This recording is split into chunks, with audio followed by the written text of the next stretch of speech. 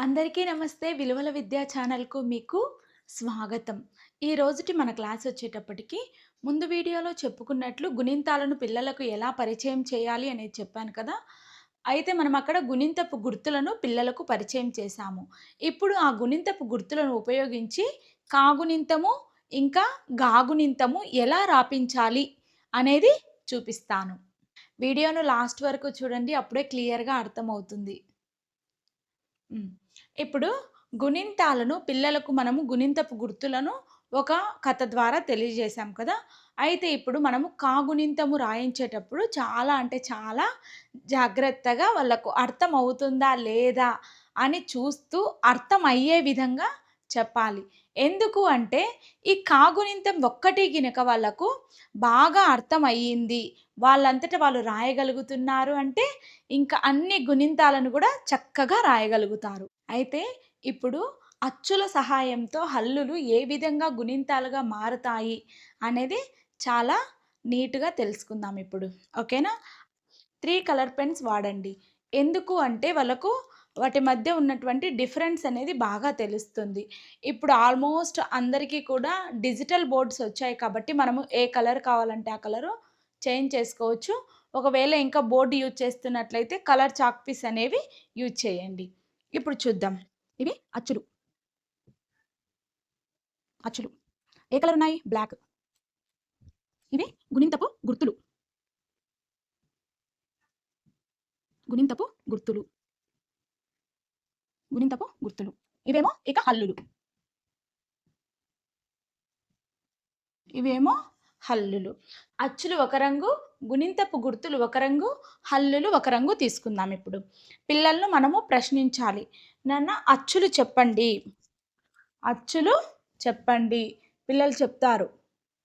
ఆ, ఆ, ఈ, ఈ, ఉ, ఊ, రు, రు, రూ,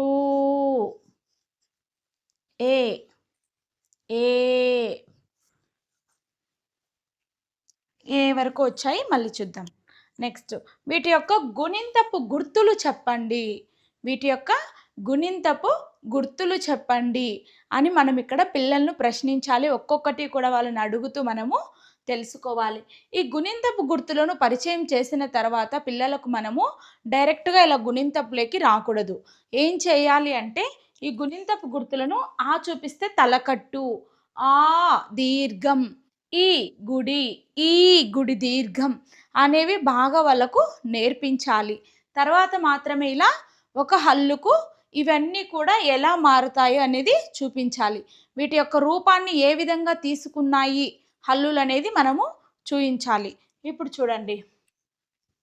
ఆ అంటే తలకట్టు, ఆ దీర్ఘం, ఈ గుడి, ఈ గుడి దీర్ఘం, ఉ కొమ్ము, ఊ కొమ్ము దీర్ఘం, రు రుత్వం, రూ రూత్వం లేదా రూత్వ దీర్ఘం, రూత్వం లేదా రుత్వ దీర్ఘం, ఏత్వం. ఏత్వం రాపిచ్చేటప్పుడు చెప్పండి. దీర్ఘం అంటే ఈ సున్నా అనేది కలిసిపోయి ఉంటుంది. ఏత్వం వచ్చేటప్పటికి కలిసిపోదు. ఏత్వం, ఏత్వం. ఓకేనా? ఈ విధంగా చెప్పిన తర్వాత ఇవన్నీ పిల్లలు చెప్తూ ఉంటారు. మనం అన్నీ కూడా నోట్ చేయాలి. తర్వాత హల్లులు. నాన్న ఇప్పుడు మనము ఒక హల్లుకు అంటే మనం ఏం తీసుకుందాం? కా అనే హల్లుని తీసుకుందాం. ఏం తీసుకుందాం? కా అనే హల్లుని తీసుకుందాం. అయితే ఈ హల్లులకు అచ్చులు సహాయం చేస్తాయని చెప్పాం కదా ముందు క్లాస్‌లో. అయితే ఈ విధంగా ఇప్పుడు ఇవన్నీ ఏం చేస్తున్నాయి అంటే మీరు ఒక్కొక్కరిగా రండి. మీకు మాలో ఉన్నటువంటి 16 రూపాలను కూడా ఇస్తాము అని చెప్పాయి. ఎవరు? ఆ! అచ్చులు చెప్పాయి. అచ్చులు ఇప్పుడు చెప్తాయి చూడండి. ఇప్పుడు మనం హల్లులు ఏ రంగు? ఆ! ఇప్పుడు హల్లులు ఇలా ఉంటాయి. ఇలా ఉంటాయి. మామూలుగా అయితే హల్లు ఇలా ఉంటుంది. క్, క్, క్ అనే శబ్దం చేస్తుంటుంది. క్. మనము ఈ విధంగా రాయండి.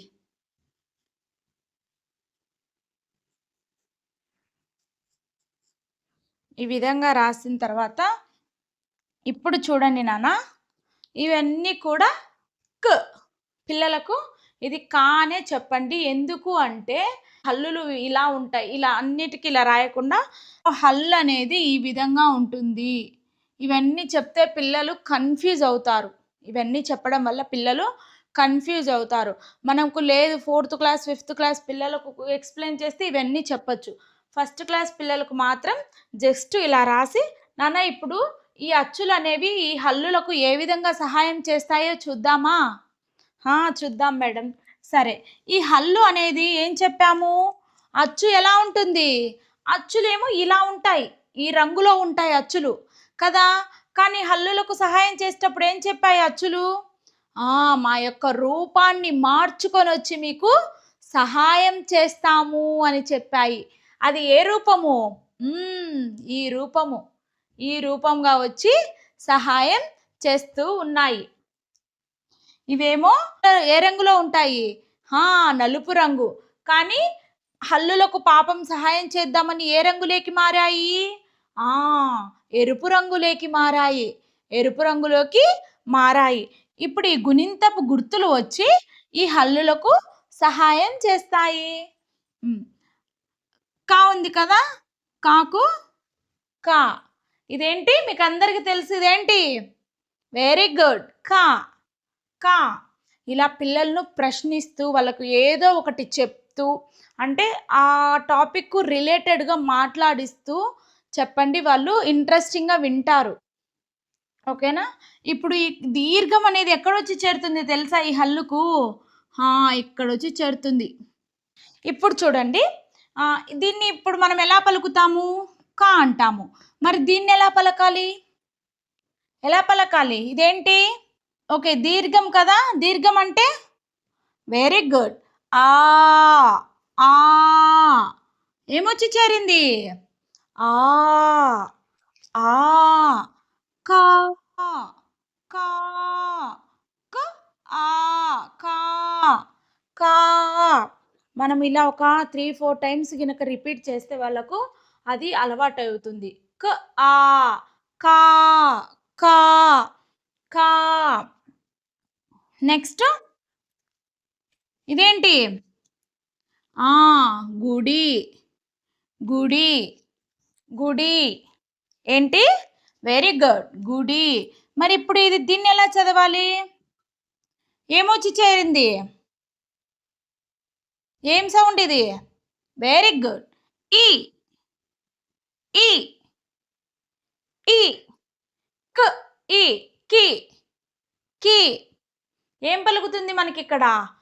క్, ఈ, క్, ఈ, కి, కి, కి.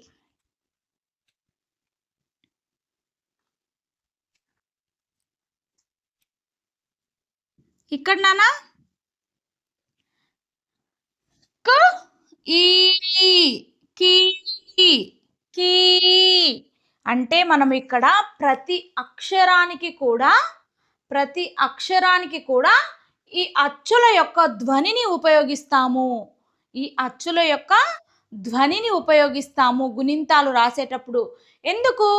ఎందుకంటే అచ్చులు హల్లులకు సహాయం చేస్తున్నాయి ఇక్కడ. అచ్చులు హల్లులకు సహాయం చేస్తున్నాయి. క్, ఈ, కీ, కీ, కు.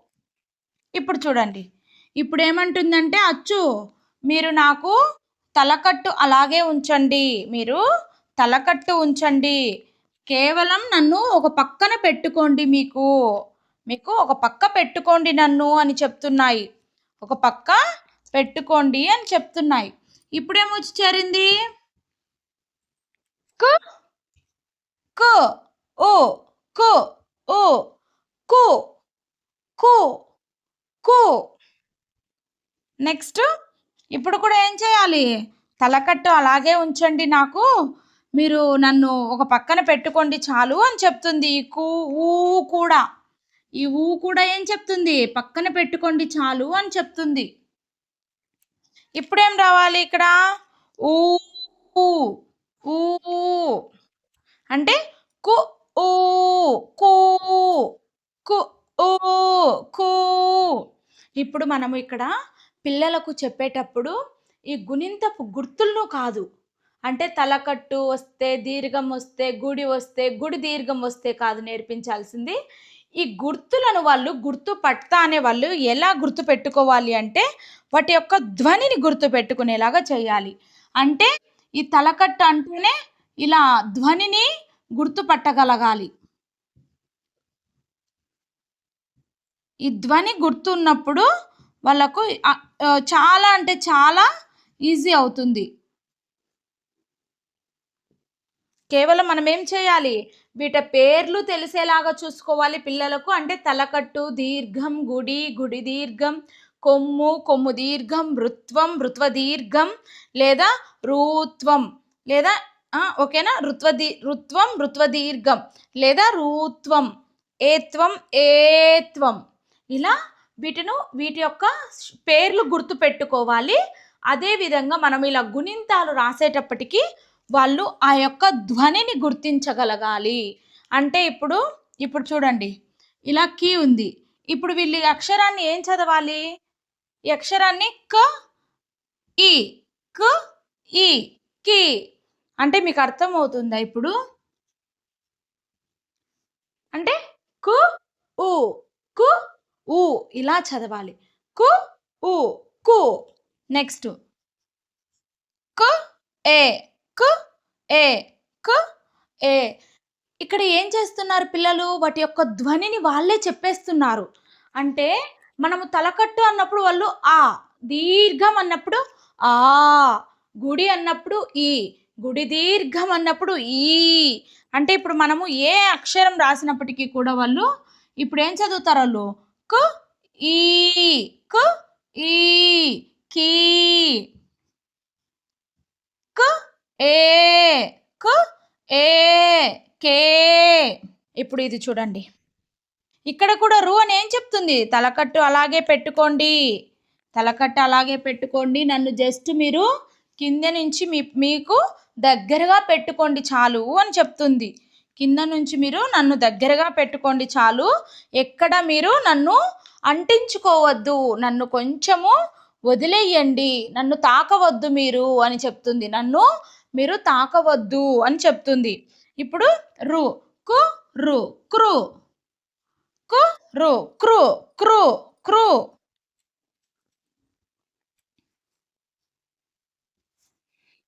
ఏం చెప్తుంది?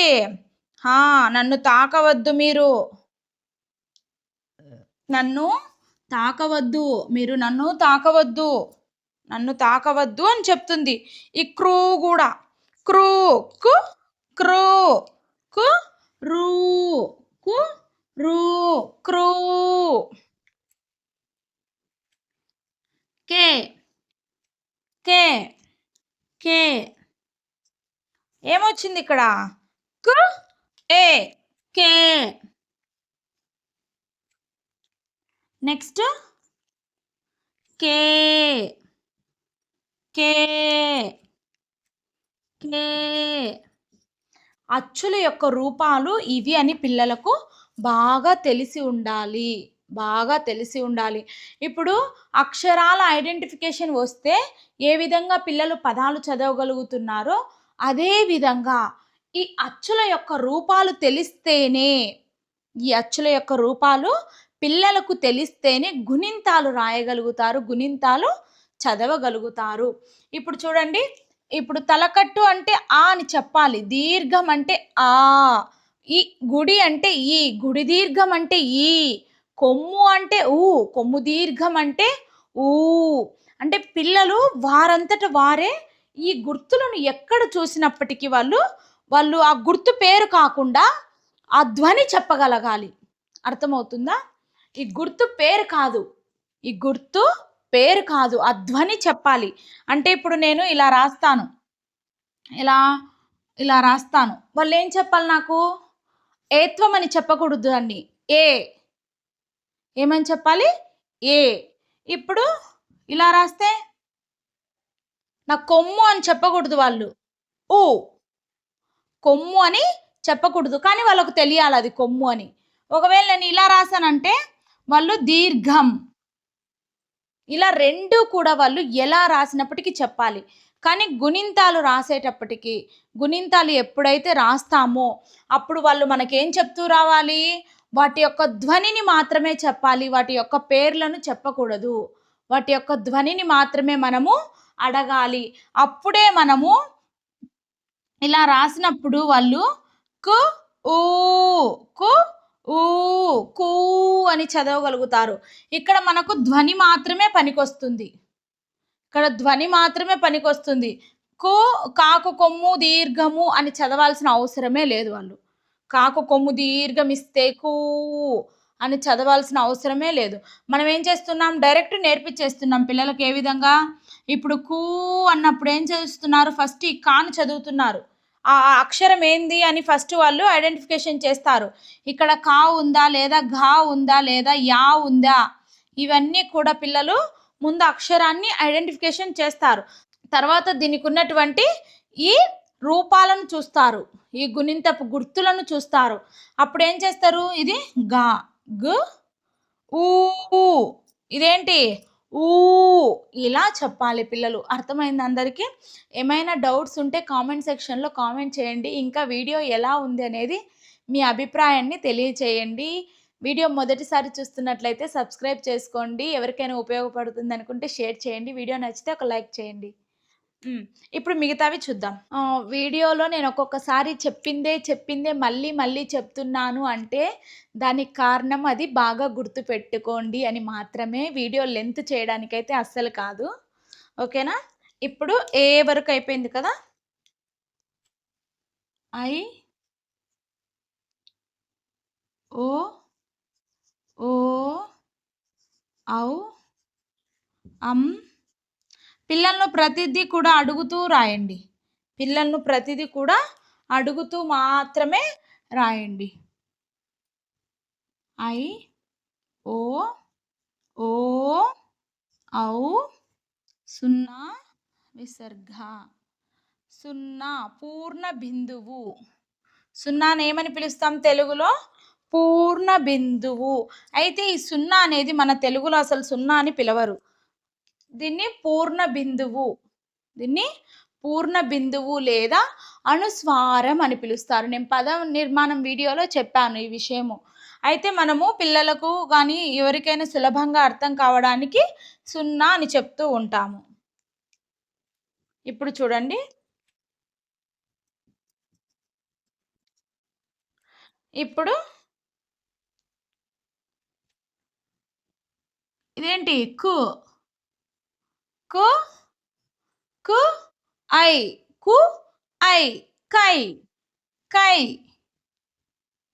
కై, కై. ఏమొచ్చిందిక్కడ? ఐ వచ్చింది. ఇక్కడ ఓ, ఓ, కై, కై, కో, కు, ఓ, కో. కో, కు, ఓ, కో. క, ఓ, కు, ఓ, కో, కో.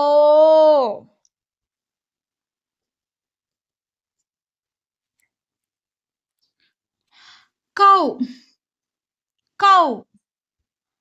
కు, ఔ, కు, ఔ, కు, ఔ, కౌ, కు, ఔ. ఇక్కడేం చెప్తుంది? మీరు నాకు తలకట్టు అలాగే ఉంచుకొని, ఇప్పుడు త్వం, రుత్వ, దీర్ఘంను ఎలాగైతే తగలకుండా పెట్టుకున్నారో అలాగే తగలకుండా పెట్టుకోండి అని చెప్తుంది. ఈ కం, కం, అం, అం, కం, క్, అం, కం, కహ, కహ, క్, అహ, అహ.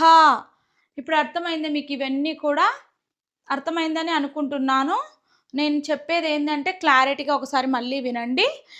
ఈ గుణింతపు గుర్తులను ఈ హల్లులతో కలిసినప్పుడు ఎప్పుడైతే పిల్లలు చూస్తారో వాటిని తలకట్టు దీర్ఘం, గుడి, గుడి దీర్ఘం అని కాకుండా వాటి యొక్క ధ్వనులను మాత్రమే పిల్లలు ఉచ్చరించాలి. అలాగే గుర్తుకు చేసుకోవాలి. ఆ విధంగా మనమే చేయాలి.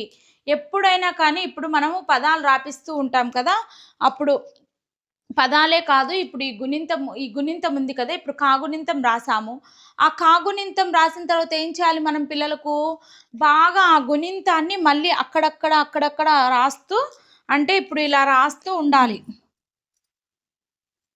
చదవండి. చదవండి. చదువుతారు. ఎలా? క్, ఇ, క్, ఇ, కి, కి, కి. ఈ విధంగా చదువుతారు. అంటే ముందు మనం వాళ్ళకు ఆ విధంగా ప్రాక్టీస్ అనేది ఇచ్చి ఉండాలి. వాళ్ళనే చదవమంటే చదవరు. మనము ఎప్పుడైతే కొంచెం ఎక్కువగా ప్రాక్టీస్ ఇస్తామో వాళ్ళు ఆ విషయాన్ని గుర్తుపెట్టుకోగలుగుతారు. ఇంకా మర్చిపోకుండా చదవగలుగుతారు. ఓకేనా? నెక్స్ట్ కు. కు, ఉ. కు, ఉ. కు. కు, ఏ. కే. ఇదేంటి? ఓ. Very good. కు, ఓ. కో. ఆ! ఈ విధంగా మనము ఈ గుణింతాన్ని ఒక 2, 3 టైమ్స్ అనేది వాళ్ళకు చెప్పిందే చెప్తూ మనము ఈ అచ్చుల యొక్క సౌండును వాళ్ళు ఈ రూపాలకు సౌండ్ మాత్రమే యూజ్ చేసేలాగా మనము చేయాలి. ఈ గుణింతపు గుర్తులు కనపడినప్పుడు వాళ్ళకు ఈ అచ్చుల యొక్క ధ్వనిని ఉచ్చరించేలాగా మనము చేయాలి. అప్పుడే వాళ్ళు గుణింతాలను చాలా అంటే చాలా సులభంగా గుర్తుపెట్టుకుంటారు. ఎక్కడ కనపడినా చదవగలుగుతారు. మనం ఏ అక్షరం చెప్పిన వాళ్ళు రాయగలుగుతారు. అయితే మనము జస్ట్ ఇలా చెప్పేసి, ఇది చెప్పేసి మనము మీరే రాయండి అంటే అస్సలు రాయరు. ఈ ఒక గుణింతాన్ని తీసుకోండి. దాన్ని రిపీటెడ్‌గా అక్కడక్కడ రాసినవే రాస్తూ వాళ్ళని అడిగితే వాళ్ళకు అది విషయం అనేది బాగా గుర్తుంటుంది. ఇంకొకటి ఇప్పుడు ఈ కాగుణింతం అయిపోయింది కదా! నెక్స్ట్ గాగుణింతం కూడా చెప్తాను. ఆహ్, మనము ఎంత పిల్లలకు చెప్తున్నామన్నది ముఖ్యం కాదిక్కడ. మనము ఎన్ని మెథడ్స్ యూజ్ చేశాము, ఎంత చెప్తున్నాము, ఎంత అరుస్తున్నాము, అంటే చెప్పి అరుస్తున్నామంటారు కదా! ఆ విధంగా ఎంత చెప్పామన్నది అసలు కానే కాదు. అసలు కానే కాదు. మనం ఎంత చెప్పామన్నది ఎవ్వరికీ అవసరం లేదు. పిల్లలు ఎంత నేర్చుకున్నారు అన్నదే అవసరం. పిల్లలు ఎంత నేర్చుకున్నారు అన్నదే అవసరం. అంటే ఇప్పుడు మనమేం చేయాలి? మనం చెప్పింది ఉపయోగకరంగా ఉండాలి అంటే ఏం చేయాలి? ప్రాక్టీస్ ఇవ్వాలి. పిల్లలతో చదివించాలి. పిల్లలతోనే రాయించాలి. వాళ్ళకు బోర్డ్ దగ్గరికొచ్చి యాక్టివిటీస్ లాగా చేయించాలి. అప్పుడే వాళ్ళు రాయగలుగుతారు. ఇప్పుడు మనం జస్ట్ ఇలా చెప్పేసి వెళ్ళిపోతే వాళ్ళు నెక్స్ట్ ఇవి రాయండి అంటే రాయలేరు. ఒక ప్రశ్న ఇక్కడ మీకు నచ్చితే సమాధానం అనేది కామెంట్ సెక్షన్‌లో చెప్పండి. ఇది టీచర్లకు మాత్రమే. ఎంతమంది క్లాస్ రూమ్‌లో బుక్స్ రీడింగ్ చేపిస్తున్నారు? థర్డ్ క్లాస్ కానివ్వండి, fourth class, fifth class, sixth class పిల్లలతో ఎంతమంది రీడింగ్ చేపిస్తున్నారు? అంటే పాఠం చెప్పే ముందు కానివ్వండి, పాఠం చెప్పిన తర్వాత అయినా సరే బుక్స్ అనేవి రీడింగ్ చేపిస్తున్నారా? చదివిస్తున్నారా అసలు? చదివించడం లేదు. టెక్స్ట్ బుక్ అనేది చదివించడం లేదు. ఏం చదివిస్తున్నారో తెలుసా? హ్మ్. ఏం చదివిస్తున్నారంటే లెసన్ చెప్పాము. తర్వాత ఏం చేస్తారు? క్వెషన్ అండ్ ఆన్సర్ చెప్పాము. క్వెషన్ అండ్ ఆన్సర్స్ చెప్పాము. ఆ క్వెషన్ అండ్ ఆన్సర్స్‌ను చదివిస్తారు. ఆ క్వెషన్ అండ్ ఆన్సర్స్‌ను చదివిస్తారు. అలా చేయడం వల్ల రీడింగ్ స్కిల్స్ అనేవి అస్సలు పెరగవు. అలా చేయడం వల్ల రీడింగ్ స్కిల్స్ అనేవి పెరగవు. అందువల్లనే నైన్త్ క్లాస్, 10థ్ క్లాస్ వచ్చినప్పటికీ కూడా వాళ్ళకు చదవడము, ఇంకా సొంతంగా రాయడము రాకుండా ఉంది. సొంతంగా రాయడం అనేది రాకుండా ఉంది. ఎప్పుడైతే మనము లెసన్ చెప్పే ముందు కానివ్వండి, లెసన్ చెప్పిన తర్వాత అయినా కానివ్వండి, third class, fourth class, fifth class పిల్లలకు లెసన్స్ ఏ సబ్జెక్ట్ అయినా పర్లేదు. లెసన్స్ రీడింగ్ అనేది చేయించాలి. ఒక 15 నిమిషాలు తీసుకోండి. ఒక్కొక్కరితో ఈరోజు ఒకరితో చేయించారు. మళ్ళీ రోజు ఒక్కొక్కరికి ఇలా అందరికీ కూడా అవకాశం ఇవ్వాలి. ఇంకొకటి వీక్లీ వన్స్ యాక్టివిటీ కింద పెట్టుకున్నాం కదా! ఆ యాక్టివిటీ రోజు కూడా కొంచెం మందితో రీడింగ్ అనేది చేపించొచ్చు. కొందరికేమో యాక్టివిటీ ఇవ్వచ్చు. కొందరికేమో రీడింగ్ చేపియచ్చు. ఇంకొకటి ఇప్పుడు లెసన్ చెప్తారు కదా! క్వెషన్ అండ్ ఆన్సర్స్ డైరెక్ట్‌గా మనమే ఆన్సర్ చెప్పేయకుండా ఇప్పుడు అందులోని ఒక క్వెషన్ తీసుకోండి. ఒక 10 మందికి ఒక క్వెషను, 10 మందికి ఒక క్వెషను, 10 మందికి ఒక క్వెషన్ వేరు వేరుగా క్వెషన్స్ ఇస్తాం. తర్వాత ఒక 10 నిమిషాలు టైం ఇవ్వండి. ఈ క్వెషన్ ఇప్పుడే కదా లెసన్ విన్నారు. మీరు ఏమనుకుంటున్నారు? ఆ క్వెషన్‌కు సమాధానం మీ సొంత మాటల్లో మీకు ఏది అనిపిస్తే అది రాయండి. మీకు ఏది అర్థమైతే అది రాయండి అని చెప్తే ఎంత బావుంటుంది? వాళ్ళు కొంచెం ఆలోచించగలుగుతారక్కడ. లెసన్ విన్నందుకు అక్కడ గినక ఆ క్వెషన్‌కి ఆన్సర్ వాళ్ళు కొంచెం రాసినప్పటికి కూడా అది చాలా అంటే చాలా బాగా గుర్తుంటుంది. ఇంకా రాయడము వాళ్ళు ఎలా రాస్తున్నారు అనేది అర్థమవుతుంది. వాళ్ళ థాట్స్‌ని తెచ్చి ఆ బుక్‌లో పెట్టగలుగుతారు. వాళ్ళ యొక్క ఆలోచనలు అంటే ముందు విన్న కథనంతా కూడా మళ్ళీ వాళ్ళు రివైజ్ చేసుకుంటారు. రివైజ్ చేసి ఆ కథను అక్కడ పెట్టగలుగుతారు. అర్థమవుతుందా? హ్మ్. ఓకే. ఈ ప్రశ్నకు సమాధానం చెప్పండి. ఓకేనా? ఇప్పుడైతే ఇది కాగునింతం. ఇది కాగునింతం. ఇప్పుడు ఈ కాగునింతాన్ని ఏం చెప్పాను నేను? ఈ విధంగా ప్రాక్టీస్ అయితే చేయించండి. నెక్స్ట్ వీడియోలో నేను ఈ కాగునింతానికి సంబంధించిన ఇప్పుడు గాగునింతం కూడా చెప్పేదాన్ని. కానీ ఇప్పటికే వీడియో చాలా అంటే చాలా లెంత్ అయ్యి ఉంటుంది.